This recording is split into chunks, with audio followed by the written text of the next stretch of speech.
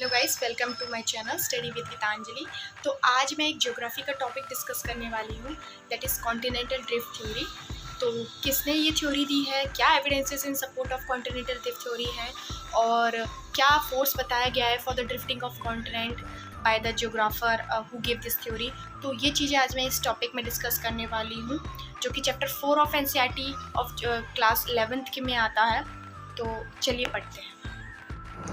तो आज हम डिस्कस करने वाले हैं कॉन्टिनेंटल ड्रिफ्ट थ्योरी, उसके एविडेंसेस क्या है इन support of continental drift theory और उसका फोर्स क्या रिस्पॉन्सिबल है, force for drifting of continental drift theory.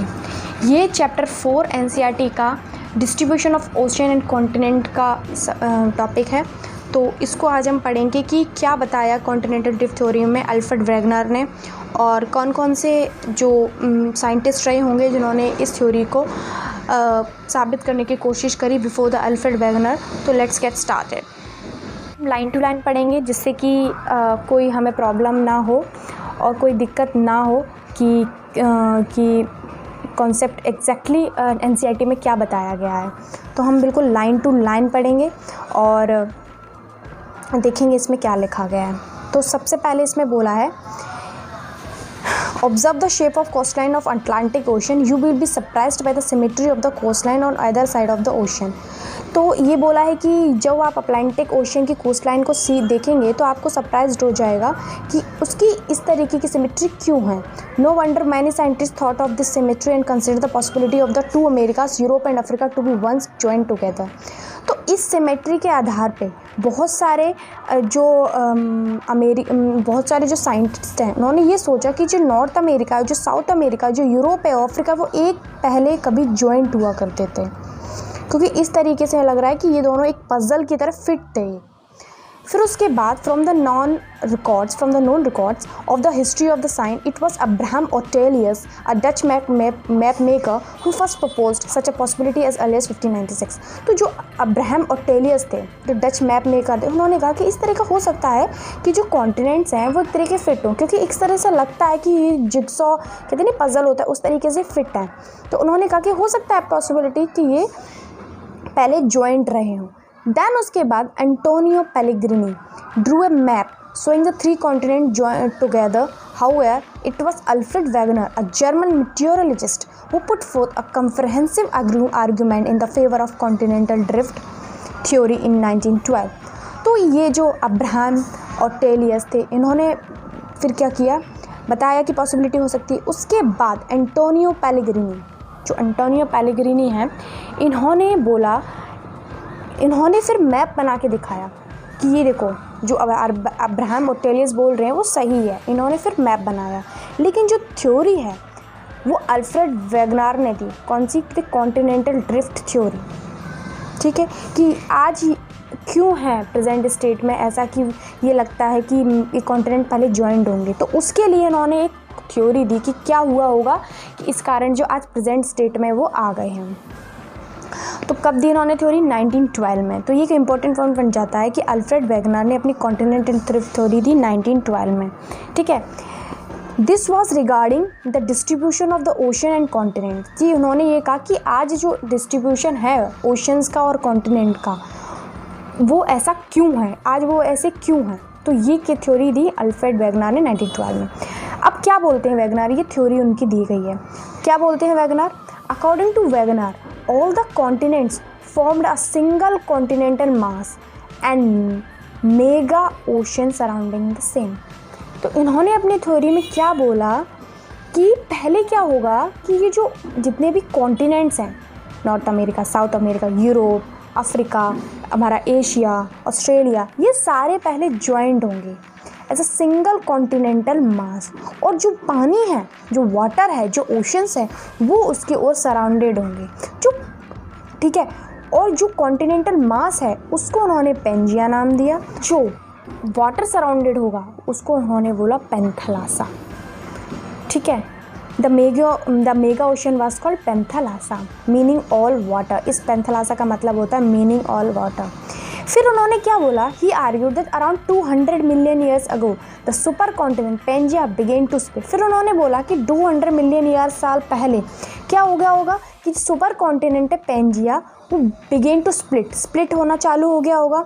तो पेंजिया था जो सुपर कॉन्टिनेंट, जो सारे कॉन्टिनेंट का जो जॉइनिंग थी, वो क्या होगा, पहले ब्रोक हुआ होगा two large continental masses Laurasia and Gondwana land and forming the northern and southern component respectively. ठीक है, subsequently Laurasia and Gondwana land began to break into various smaller continents that exist today।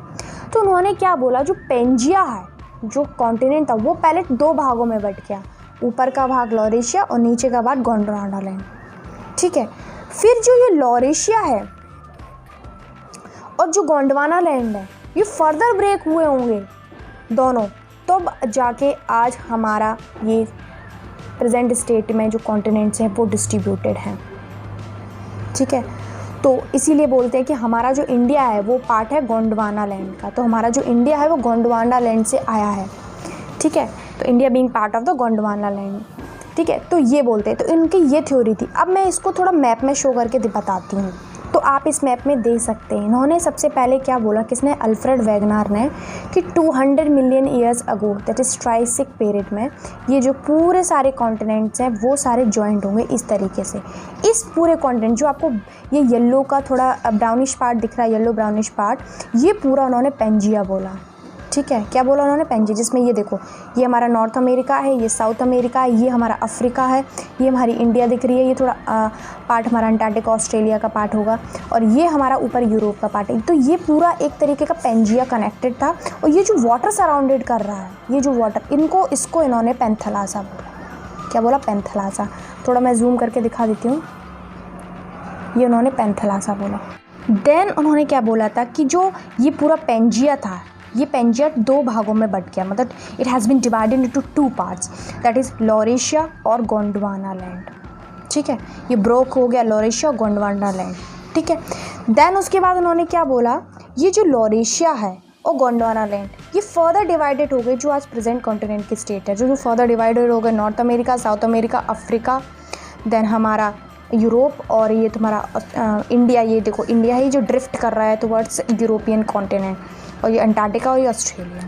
तो जो आज ये present state है continents की, ये वाला देखिए मैप, जो आज जो प्रेजेंट स्टेट है जो हमारी कॉन्टिनेंट्स की, वो ये वाला है मैप, जिसमें आज हमारा जो प्रेजेंट स्टेट है कॉन्टिनेंट की, ये हमारा नॉर्थ अमेरिका, ये हमारा साउथ अमेरिका, ये हमारा अफ्रीका, ये हमारा यूरोप और थोड़ा एशिया का पार्ट जो आज ज्वाइंट हो चुके हैं, ये हमारा इंडिया, और ये हमारा ऑस्ट्रेलिया, और ये हमारा अंटार्कटिका। तो ये इनकी पूरी थ्योरी थी कि how this Pangaea broken into Laurasia and Gondwana land, how these Gondwana land and Laurasia further divided into the present state of continents. Okay, now what the evidences he spoke about, क्या evidences उन्होंने दिए हैं in support of the continental drift। उन्होंने क्या बोला कि पहला उन्होंने evidence दिया कि क्यों ऐसा ही हुआ होगा। उन्होंने क्यों कहा कि ऐसा ही रहा होगा, ऐसा ही हुआ होगा कि पेंजिया हुआ होगा, फिर लॉरेशिया गोंडवाना लैंड रहा होगा, देन उसके बाद जो प्रेजेंट स्टेट में रहा होगा। तो उन्होंने क्या उसके एविडेंस दी वो देखते हैं। तो इसमें क्या बोला है, इन्होंने बोला the shore lines of Africa and South America facing each other have a remarkable and unmistakable match. इन्होंने क्या बोला कि अफ्रीका और जो साउथ अमेरिका रहा होगा, उनका ऐसा मैच है कि लगता है कि दोनों एक दूसरे से टूट के ही बने हैं।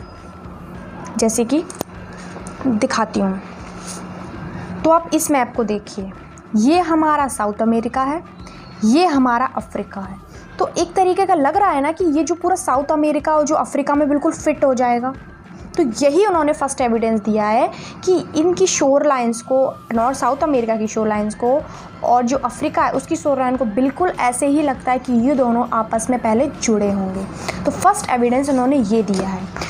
तो it may be noted that map produce using a computer program to find the best fit of the Atlantic margin was presented by Bullard in 1964। तो ये जो मैप है वो बुलार्ड ने 1964 में बनाया होगा, इसका जिक्सॉ फिट का, कि बिल्कुल फिट है वो कंप्यूटर के द्वारा। It proved to be quite perfect, और वो परफेक्ट माना गया। The match was tried at 1000 fathom line instead of the present shore line. तो उन्होंने किसी फैंथम लाइन, 1000 फैंथम लाइन मतलब गहराई के पे उन्होंने नापा होगा, जिसका अटलांटिक का और साउथ अमेरिका का मैच, और वो बिल्कुल करेक्ट निकला। तो पहला उन्होंने ये बताया कि क्यों कैसे उन्होंने का थ्योरी प्रूव हुई कि पेंजिया ही रहा होगा। पहले उन्होंने कहा पेंजिया ही रहा होगा, तभी तो टूट कैसे बन रहे हैं। तो इनका पहला ही एविडेंस है। देन उन्होंने बोला rocks of some ages across the oceans, rock of some age across the ocean. तो उन्होंने ये बोला कि जब हमने रेडियोमेट्रिक डेटिंग करी, मेथड अपनाया, तो हमें उसमें क्या पाया गया कि जो रॉक फॉर्मेशन है डिफरेंट कॉन्टिनेंट के across the vast ocean, the belt of ocean rock of 200 million years from the Brazil coast matches those of from Western Africa। तो हमने जब रॉक्स को उसी पीरियड के रॉक्स को जब हमने साउथ अमेरिकन कॉन्टिनेंट जैसे कि जिसमें ब्राज़ील आता है वो, और अफ्रीकन कॉन्टिनेंट वेस्टर्न अफ्रीका के कॉन्टिनेंट में जब हमने उस रॉक की रेडियो वेटिंग करी, तो हमें पाया गया कि जो 2000 मिलियन ईयर्स के जो रॉक्स है वो मैच किए गए, बिल्कुल सेम पाए गए। तो earliest marine deposit on the coast line of South America and Africa are the of Jurassic age. जो अर्लीस्ट मैराइन डिपॉजिट्स हैं, मतलब जो मैराइन में जो ओशंस में जो डिपॉजिट्स होते हैं, तो वो साउथ अमेरिकन कॉन्टिनेंट पे और अफ्रीकन कॉन्टिनेंट पे जुरासिक एज के पाए गए। तो ये हमें बताता है कि जो ocean did not exist period to the, मतलब इसका मतलब ये है कि अगर इस कोस्ट लाइन पे भी वही मैराइन डिपॉजिट मिल रहे हैं और इस कोस्ट लाइन पे जो अफ्रीका की कोस्ट लाइन पे वही मैराइन डिपॉजिट मिल रहे हैं, तो इसका मतलब यही है ना कि दोनों पहले जॉइंट रहे होंगे। ठीक है, तो ये था। तो what is tillite? It is the sedimentary rock formed out of the deposits of glacier. तो टिलेट क्या है कि एक सेडिमेंट्री रॉक है जो ग्लेशियर के डिपॉजिट से बना है। तो Gondwana system of sediments from India is known to have its counterparts in 6 different land masses of the southern hemisphere. तो जो हमारा गोंडवाना सिस्टम है जो 2 में टूटा था, लॉरेशिया और गोंडवाना लैंड, जो गोंडवाना सिस्टम है जो हमारा जो इंडिया हम कहते हैं win part of the Gondwana land, उससे ही टूट के आया है। तो जो गोंडवाना सिस्टम है उसमें हमें हमारे जो इंडिया से गोंडवाना लैंड है वो हमें पाया गया कि उसकी जो सेडिमेंट्स हैं वो 6 डिफरेंट लैंड मासेस के सदर्न हेमिस्फीयर के लैंड मासेस में मिले हैं। जो सदर्न हेमिस्फीयर है जिसमें सदर्न हेमिस्फीयर वाला गोंडवाना लैंड था वो टूट गया, तो उसके जो 6 डिफरेंट हेमिस्फीयर है उसमें हमें टिलेट्स मिले हैं। At the base the system has a thick tillite indicating extensive and prolonged glaciation. मतलब जो टिलेट तो हमें पता है कि ग्लेशियर डिपॉजिट्स हैं, जो ग्लेशियर डिपॉजिट्स करते हैं उसके रॉक्स फॉर्म होते हैं उसी से हैं। तो जब हमने उस सदर्न हेमिस्फीयर के मासेस को एनालाइज किया तो हमें पता चला कि उसके जो नीचे की जो लेयर है उसमें थिक डिपॉजिट्स ऑफ ग्लेशियर है, जिससे हमें पता चला कि ज़रूर ये ग्लेशिएशन का पार्ट रहे होंगे, तभी इनमें ग्लेशियर्स हैं। ठीक है, तो काउंटर पार्ट्स ऑफ दिस किस में मिले? जो कौन से काउंटर पार्ट्स में हमें ग्लेशियर डिपॉजिट मिले? अफ्रीका में मिला, फॉकलैंड आइलैंड में मिला, मडागास्कर के में मिला, अंटार्कटिका में मिला, ऑस्ट्रेलिया में, बिसाइड्स इंडिया। ये इन सभी में गोंडवाना लैंड जो पार्ट फॉर्म हमें लगता हुए होंगे, तो इनमें हमें ग्लेशियर टिलेट ग्लेशियर डिपॉजिट्स मिले। तो overall resemblance of the Gondwana type sediment clearly demonstrate that this land masses had remarkable similar histories. The glacier tillite provides unambiguous evidence of palaeoclimatic and also of drifting of continent. तो इससे कि इनमें सभी में अगर हमें टिलेट्स मिल रहे हैं तो इसका मतलब कि ये पहले जॉइंट ये रहे होंगे, देन ये टूटे होंगे, ड्रिफ्ट किए होंगे, टूटे होंगे, तो इनमें हमें सिमिलर हिस्ट्रीज मिलती हैं। तो इससे हमें पता चला कि जो फोर्स फॉर ड्रिफ्टिंग या फिर ड्रिफ्टिंग ऑफ कॉन्टिनेंट की जो थ्योरी अल्फ्रेड वेगनर दे रहे हैं बिल्कुल सही है।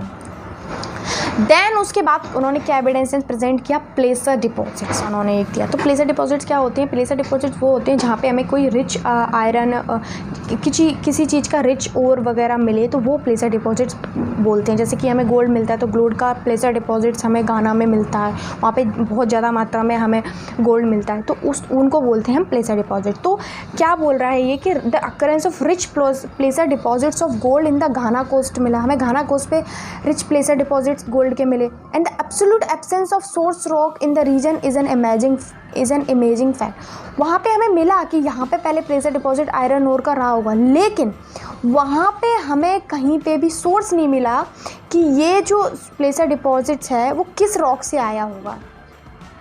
ठीक है, किसी सोर्स तो होगा कि जब अब आयरन कहीं पे हमें आयरन की डिपॉजिट्स मिले तो कहीं से सोर्स तो होंगे, किसी रॉक से तो वो आ रहे होंगे, तो वो हमें घाना कोस्ट में नहीं मिला। तो एक अमेजिंग फैक्ट बताते हैं कि क्या हुआ होगा।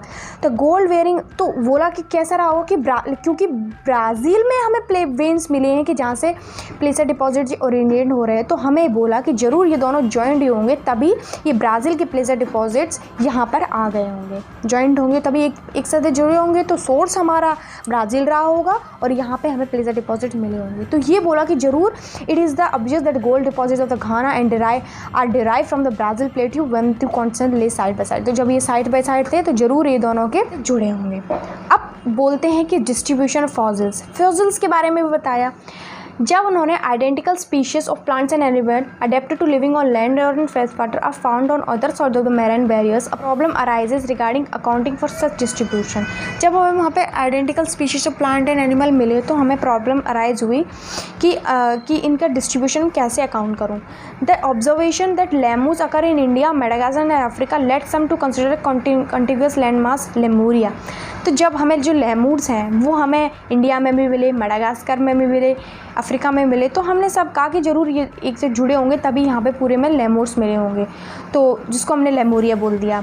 लिंकिंग दीज थ्री मतलब इसको थ्री मासेस को हमने बोल दिया लेमूरिया मिलते हैं। दैन फिर Mesosaurus was a small reptile adapt to shallow brackish water. तो एक मेसासोरस एक रेप्टाइल है जो कि एक कम पानी वाले, शैलो ब्रैकिश मतलब थोड़ा सा ना खारा पानी में रहते हैं। तो उनके हमें स्केलेटल मिले कहाँ पे, इन टू लोकेलिटी, कहाँ में टू लोकेलिटीज़ में मिले। एकदम साउदर्न के प्रोविंस ऑफ साउथ अफ्रीका में मिला और इरावर फॉर्मेशन ऑफ ब्राज़ील में मिला। ठीक है, तो साउथ अफ्रीका और इरावर फॉर्मेशन ऑफ ब्राज़ील में हमें मेसासोरस के स्केलेटन्स मिले। तो हमने ये सोचा होगा कि ज़रूर ये जॉइंट होंगे तभी जो मेसासोरस है वो इन दोनों कॉन्टिनेंट पे पाया जाता होगा, नहीं तो अभी तो ये 4800 किलोमीटर अपार्ट हैं। कैसे उनके ओशन बिटवीन है, तो कैसे इतनी डीप ओशन से वो मेसासोरस ब्राज़ील जाता होगा। ज़रूर ये जॉइंट होंगे तभी तो मेसासोरस इन दोनों पे कॉन्टिनेंट पे पाया गया होगा। अब क्या बोला कि क्यों ऐसा हो रहा है कि कॉन्टिनेंट दूर दूर चले गए, क्यों पहले जॉइंट थे। तो क्या बोला अल्फ्रेड वेगनर ने इनकी थ्योरी। फोर्स फॉर ड्रिफ्टिंग किसको बोला इन्होंने, किसको बोला कि what were the force for the drifting of the continent. तो उन्होंने दो मूवमेंट बताए जो कि रिस्पॉन्सिबल थे ड्रिफ्टिंग ऑफ कॉन्टिनेंट। पहला उन्होंने बताया कि जो पोल फ्लीइंग फोर्स वो रिस्पॉन्सिबल है, और दूसरा टाइडल फोर्स। तो पोल फ्लीइंग फोर्स क्या होता है कि जब अर्थ हमारी रोटेट करती है तो वो एक तरह का बल्ज बना लेती है। ठीक है, रोटेट करती है, सेंट्रीफ्यूगल फोर्स लगता है तो अराउंड द बल्ज होता है। तो उन्होंने क्या बोला, इस क्योंकि बल्ज क्रिएट हो रहा है या फिर ये अर्थ रोटेट कर रही है, उसकी वजह से जो हमारा कॉन्टिनेंट्स है वो भी मूव करे होंगे। तो वो जो पोल की तरफ फ्ली कर रहे हैं toward the pole fleeing force, तो वो रिस्पॉन्सिबल है ड्रिफ्टिंग ऑफ द कॉन्टिनेंट। दूसरा उन्होंने फोर्स बताया टाइडल फोर्स। टाइडल फोर्स क्या होता है कि जो ग्रेविटेशन फोर्स लगता है, ग्रेविटेशनल फोर्स मून का और सन का टुवर्ड्स द अर्थ, तो ये एक तरीके का अट्रैक्शन वाटर को अट्रैक्ट करता है। ठीक है, तो जो वाटर को अट्रैक्ट करता है उसके कारण ये सारे कॉन्टिनेंट्स भी अट्रैक्टिव होंगे, तो उसके कारण ये सारे कॉन्टिनेंट ड्रिफ्टिंग करने लगे होंगे। तो ये pole fleeing force, fleeing toward the force कि नॉर्थन की तरफ तुम्हारे पूरा पोलरेशिया जा रहा है, Gondwana land towards southern continent की तरफ मूव कर रहा है। तो जो पोल फ्लीइंग फोर्स हो रहा है कि away from the equator due to the attraction और due to the bulge, due to rotation of the earth, तो ये उन्होंने बोला this is the pole fleeing force और टाइडल फोर्स। तो फ्लोइंग फ्ली जो इसमें भी बोला है, the pole fleeing force relate to the rotation of the earth. You are aware of the fact that the earth is not a perfect sphere, it has a bulge at the equator. This bulge is due to the rotation of the earth. ठीक है, तो जो bulge आ रहा है वो उसकी वजह से बोला है कि ये कॉन्टिनेंट ड्रिफ्ट कर रहे हैं, क्योंकि बल्ज ऑलरेडी है तो इसकी वजह से रोटेट कर रहे होंगे पोल की तरफ, ये पोल की तरफ ये मूव कर रहे होंगे। The second force that was suggested by the Wegener, the tidal force, is due to the attraction of the moon and the sun that develops tides in ocean water. Wegener believed that these forces would have come effective when applied over million years. तो उन्होंने बोला कि ये force इतने effective हो गए होंगे, इतने स्ट्रॉन्ग हो गए होंगे मिलियन ईयर्स में कि इन्होंने कॉन्टिनेंट को मूव कर दिया। लेकिन जिस most of the scholar considered these force to be totally inadequate. तो कुछ स्कॉलर्स ने इन फोर्सेस को टोटली इनएडुकेट बोल दिया कि हाउ, कि सिर्फ अट्रैक्शन से इतना ज़्यादा कॉन्टिनेंट मूव कर सकते हैं, और हाउ पोल फ्लिंग फोर्स इतना ज़्यादा इनको मूव करा सकते हैं कि बिल्कुल पूरे इतने बड़े बड़े लैंड मासेस अट्रैक्ट करने लगे हैं टुवर्ड द नॉर्दर्न और सदर्न पोल। तो ये उन्होंने बिल्कुल भी थ्योरी इनएडुकेट मानी और बिल्कुल भी फोर्स ये इनएडुकेट माने। ठीक है, तो ये आज की हमारी थी कॉन्टिनेंटल ड्रिफ्ट थ्योरी।